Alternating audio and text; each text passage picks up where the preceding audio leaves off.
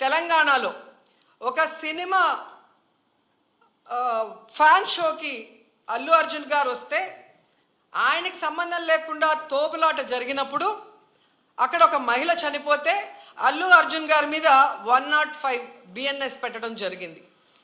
మరి అలాంటప్పుడు ఇక్కడ ప్రతి సంవత్సరం లక్షలాది మంది వస్తారని తెలిసి వాళ్ళకి సేఫ్టీ కల్పించి వాళ్ళకి అన్ని సౌకర్యాలు అందించి వాళ్ళకి టికెట్లు ఇవ్వడానికి క్యూలో ఏర్పాట్లు చేయాల్సిన బాధ్యత ఉన్న చంద్రబాబు నాయుడు గారి నుంచి టీటీడీ చైర్మన్ పాలక మండలి నుంచి కింద స్థాయి ఎస్పీ వరకు మరి అందరూ బాధ్యత వహించాలి కదా.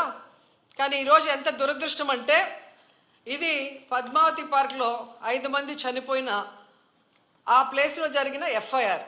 దీంట్లో 105 పెట్టాల్సింది వీళ్ళు 194 బిఎన్ఎస్ఎస్ పెట్టారు.